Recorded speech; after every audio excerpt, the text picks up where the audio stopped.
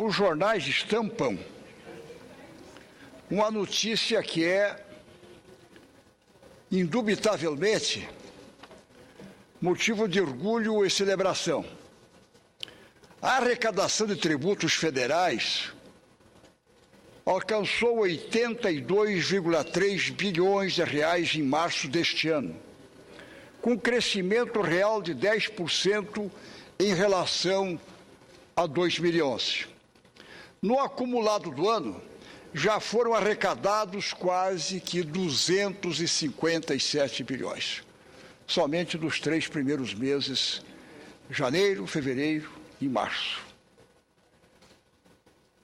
A cifra é prova inequívoca do crescimento contínuo da atividade econômica no Brasil, sendo este motivo, inclusive, de comemoração. No entanto, em outra análise, esta é a imagem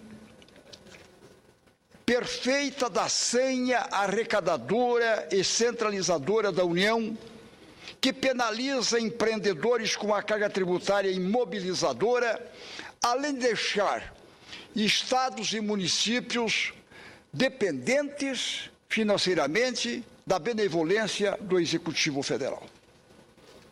O CONFAZ, Conselho Nacional de Política Fazendária, mostra em seu endereço na internet que a arrecadação tributária dos estados brasileiros, em fevereiro deste ano, os números de março ainda não estão compilados, foi de aproximadamente 30 bilhões de reais.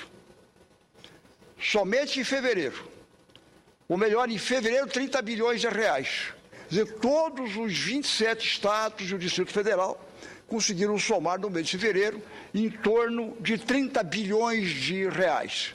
A União sozinha, no mês de março, a União sozinha foi para quase 83 bilhões de reais, mais que dobrou, somando todos os 27 estados e mais o Distrito Federal. O somatório dos 27 estados e o Distrito Federal, composto pelo ICMS, PVA, taxas e outros tributos.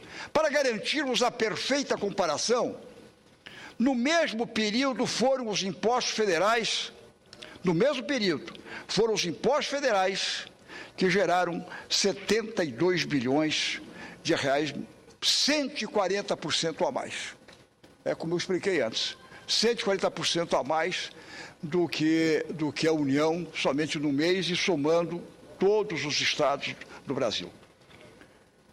Ao somarmos as duas arrecadações de fevereiro, estadual e federal, temos 102 bilhões de reais. Ora, a dedução é cristalina, incluindo dessa conta os impostos municipais, 70% da arrecadação total fica com a União.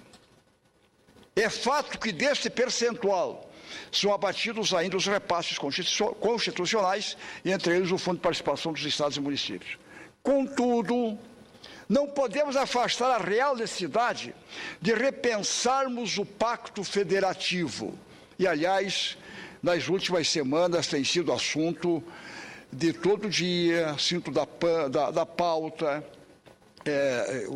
uma martelação toda hora, o novo pacto federativo, temos que repensar indexador, temos que repensar algumas coisas, principalmente com essa questão da unificação do ICMS, em que o governo federal vem impondo aos estados e, na verdade, conseguiu, conseguiu comover, conseguiu a maioria, implantou em que essa ferramenta que é dos estados seja unificada e não tenha o direito dos estados fazerem a sua política de maior interesse de acordo com as vocações regionais. A União veio e impôs isso, como quem diz, os estados têm que fazer dessa forma e a União não mexeu na parte dela. Quer dizer, fica preservado o que a União detém. As consequências do atual modelo são nefastas. Temos aqui em Brasília uma verdadeira romaria de governadores, prefeitos e, na verdade, todos de chapéu na mão, em busca de recursos para as obras essenciais para o desenvolvimento de nossas cidades. É o que vem ocorrendo, que isto briga o governo federal, como detém essa arrecadação centralizadora, faz com que os estados, os municípios, os governadores, os prefeitos, tenham que vir fazer uma verdadeira romaria, ou via sacra, vir para cá, etc. e tal, e ficar. E quando consegue, segundo a Confederação Nacional dos Municípios, e quando consegue os programas que existem, consegue com municípios, consegue com o Estado, consegue aqui ou acolá, há contrapartida, evidentemente, dos municípios, principalmente, mesmo com os estados, e há os municípios fazendo o levantamento, de acordo com a Confederação, que só de contrapartida, quando participam em programas dos governos, chega a representar praticamente que 1/3 dos seus recursos que eles têm para investimento. Ou 1/3 dos recursos da sua arrecadação. Quer dizer, é a manutenção dos programas, é a participação, e aí começa com o SAMU, com saúde, com segurança, com mais isso, com mais aquilo, com as questões básicas, com a educação, e assim por diante.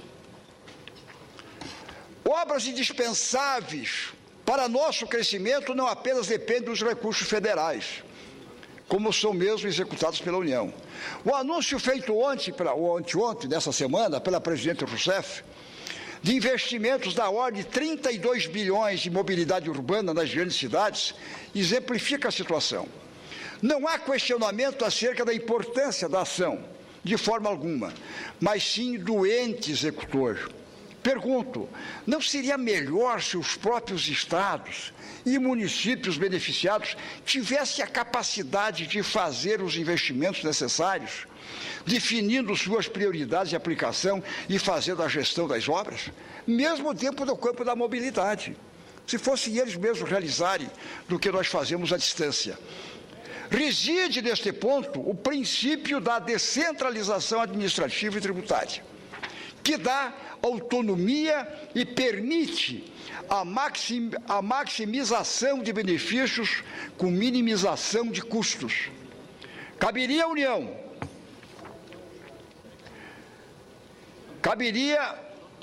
à União papel regulador, normatizador, formulador de políticas nacionais e atuação em obras e programas integradores entre os estados. Essa é a grande saída, sem dúvida alguma, ainda mais num país, continente como o nosso. Estamos, contudo, na contramão dessa via de desenvolvimento, que entendo obrigatória. A votação desta semana no plenário, que foi anteontem, e todo o processo de aprovação do projeto da Resolução 72 já prova disso. Com a intenção declarada de dar fim à chamada guerra dos portos e incentivar a indústria nacional, quebramos o equilíbrio entre os entes federados, buscando um caminho que, acima de tudo, aprofundará diferenças regionais, privilegiando os grandes centros produtores e de consumo. Não há a menor dúvida, foram fechadas portas de negociação que poderiam alcançar um caminho alternativo ou, por outra, que mitigasse o impacto negativo na economia dos estados afetados. Santa Catarina, Espírito Santo, Goiás, entre outros, foram violentamente e abruptamente atropelados. Vão ter que refazer todos os seus programas a partir de janeiro. E as próprias empresas que gastaram, se estabeleceram, vão ter que rever seus planos. Vão ter que rever porque fizeram projetos, aprovaram os projetos, como o BNDES, inclusive, com recursos do governo federal, programas para devolver o dinheiro em 5, 6, 8 anos, 10 anos. E aí vão ter que rever, são programas, não é um programa anual, é plurianual. Vou para a conclusão, não é, presidente? Então, não há de ser nada, viu? Sofregamente, com muito sacrifício, juntaremos, eu diria até, apesar de tudo isso, nós não podemos parar, não podemos cruzar os braços. E por isso que digo, não há de ser nada. Sofregamente, com muito sacrifício, juntaremos nossos cacos e buscaremos alternativas. Nosso compromisso é não parar, lutar permanentemente pelo desenvolvimento, pela justiça social, pelo bem comum. Mas as lições deixadas por esse doloroso processo não devem ser relegadas ao relento, ao esquecimento. Uma ampla e participativa discussão sobre o novo Pacto Federativo ganha urgência ainda maior. passa pelo modelo de distribuição dos fundos constitucionais, dos royalties do petróleo, a dívida dos estados com a União, ou seja, também dos municípios, a garantia da autonomia dos entes e de nossa federação. As decisões provenientes desse processo não podem tardar. Este deve ser nosso compromisso, nossa maior missão e inescapável, sem dúvida alguma. Essas são, nobre presidente Ana Amélia e caros colegas, as reflexões que não podia deixar de trazer na tarde de hoje aos colegas para meditarmos, para pensarmos, para refletirmos em torno desse tema que hoje está, de um certo modo, deixando palpitante, deixando inquietante os estados brasileiros e também os municípios. Acho que é o momento de nós travarmos o debate e encontrarmos alternativas. Muito obrigado.